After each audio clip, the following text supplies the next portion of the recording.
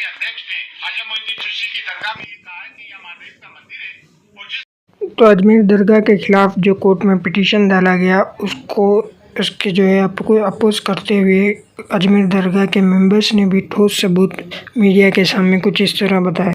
अध्यक्ष ने ख्वाजा मोइनुद्दीन चिश्ती की दरगाह में ये कहा है कि यह महादेव का मंदिर है और जिस किताब का हवाला दिया हरविलास शारदा की किताब का, इसमें कहीं भी उन्होंने इस किस्म की बात नहीं की है। 1915 का है जिस किताब की बात कर रहा है वो 1910 की है। उसके पहले बहुत सारी किताबें लिखी गई। यहाँ तकरीबन कोई 8 मुतवल्ली रहे। 1947 के पहले ये तौलियत थी जो आज नाजिम का रोल है, वो मुतवल्ली किया करते थे और उसमें 8 हिंदूज रहे। किसी ने कभी ये नहीं कहा। तो 200 साल तक मराठों की हुकूमत रही, बड़े सख्त मिजाज थे मराठे, किसी ने हिंदू को होने का नहीं कहा। कटेरे वगैरह चांदी के हिंदू राजाओं ने लगाए, बहुत सारी नजुरात हिंदू राजाओं ने की। और ये जो कहते हैं ना मुगलों के जमाने में दरगाह बनी, मुगल तो 1536 में आए भाई। ये दरगाह ख्वाजा मोइनुद्दीन चिश्ती तो 1192 AD में आए थे। वो मिस कोट किया जा रहा है कि 95 में आए, सेकंड बैटल ऑफ तराइन के वक्त आए थे। और ख्वाजा मोइनुद्दीन चिश्ती की दरगाह वही मज़ार है जहाँ आपका हुजरा था। और ये जो लोग कहते हैं कि मंदिर के बाद झरने होते, पहाड़ होते, तो वो झाला है, झरना नहीं पहाड़ है। वो जितने भी सूफी आते हैं, सूफी होते हैं, संत होते हैं, वो पहाड़ों में और जंगलों में जाके रहते हैं। पानी का एक कुआं होता है, तालाब होता है, झरना, वहां जाके रहते हैं। जितने भी सूफी, तमाम दरगाह उठा के देख लें आप। हाजी अली की दरगाह समंदर के अंदर है।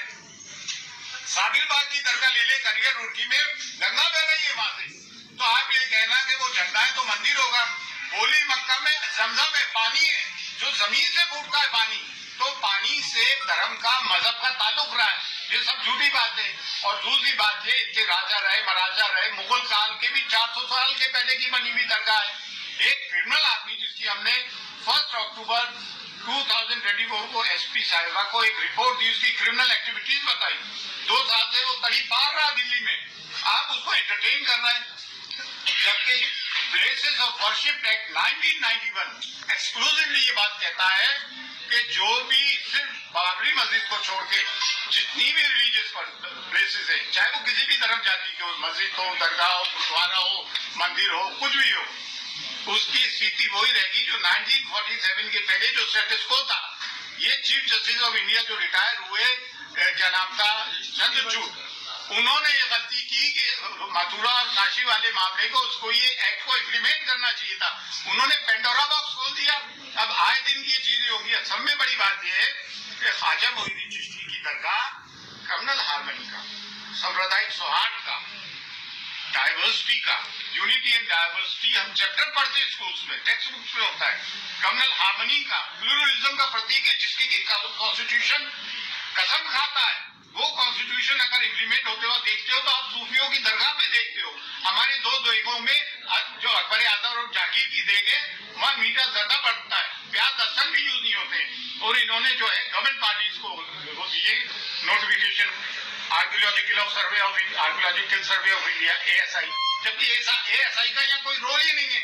ये मिनिस्ट्री फॉर माइनॉरिटीज में आती है और दरगाह कमेटी भी मिनिस्ट्री ऑफ माइनॉरिटीज में आती है।